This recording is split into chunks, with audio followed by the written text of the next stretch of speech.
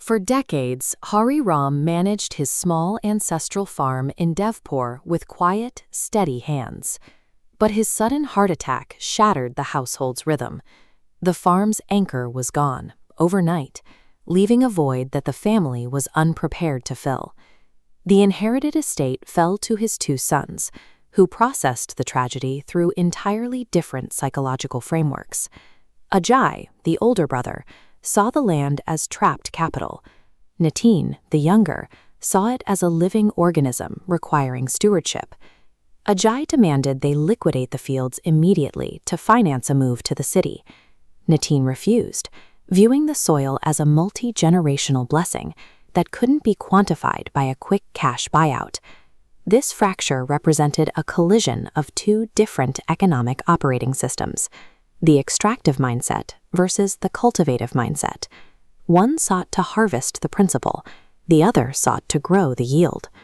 To resolve the deadlock, they split the asset. Ajay sold off his half of the farm and left for the city with his capital. Nitin stayed behind, left to manage their grieving mother and a suddenly halved agricultural operation. In the city, Ajay hit the ground running. He threw his cash into real estate and property commissions. Every early deal flipped for a profit.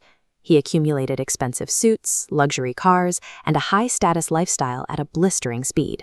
Back in Devpur, Nitin was locked in grueling labor. He plowed the remaining fields by hand, grew vegetables to survive, and squeezed whatever meager yield he could from his reduced acreage.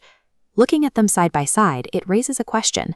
In a world optimized for speed and leverage, is Nitin's patient loyalty a mathematical disadvantage? Ajay traded foundational stability for high-risk velocity.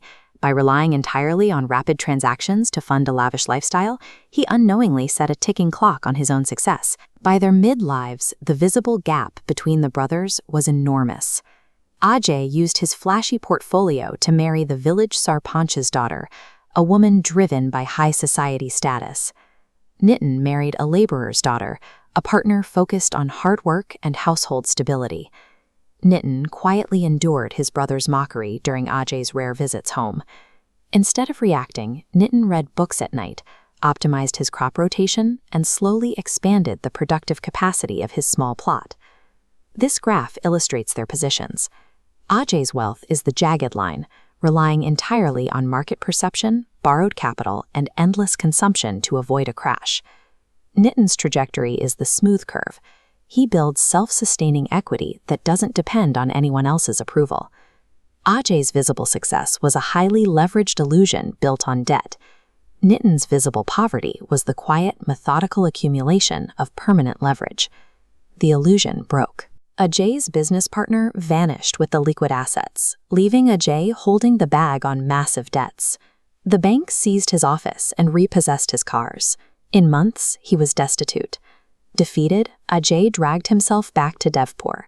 He arrived to find that Nitin had saved enough to buy an additional piece of land and had earned profound respect from the entire village. Then their mother passed away. For Ajay, the grief was eclipsed by a burning jealousy watching his younger brother thrive. That envy pushed him into active malice. Ajay hired a corrupt local broker named Makan Lal to forge a will. The document claimed their deceased mother had left the entire remaining estate, Nitin's home and farmland, exclusively to Ajay. Confronted with the fake government seals, Nitin chose not to fight a rigged battle. He simply packed his belongings, took his wife by the hand, and relocated to a broken-down hut on the village edge to start over. Ajay's willingness to steal from his own brother revealed the terminal stage of his strategy. Having exhausted his opportunities in the city, he attempted to salvage his lifestyle by cannibalizing his brother's survival. Ajay called a meeting of the village panchayat to formally finalize his ownership of the stolen estate. He stood before the elders, radiating artificial confidence. He missed one critical variable. Makan Lal hadn't been paid for the forgery. Angry over the broken promise, the broker crashed the council meeting, publicly exposing the forged documents. The public exposure was absolute. In seconds, the village watched Ajay's fabricated reality shatter, replaced by paralyzing fear as the truth locked him in. Ajay lost his land and his reputation in a single afternoon. Deceit creates a debt paid in the complete erasure of one's standing in the community. The council banished Ajay from Devpur. He was reduced to wandering from town to town, begging for day labor. Neeton, meanwhile, had his rightful property fully restored by the elders.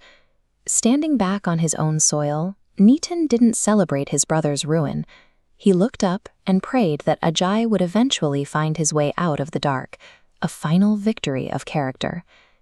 This matrix maps two operating systems against time. Greed multiplied by time trends to zero. Integrity multiplied by time results in stable compounding value.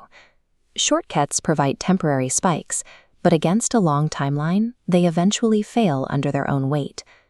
True wealth is determined by the structural integrity of the builder. Honest, patient work secures an asset against the collapses that ruin those who rely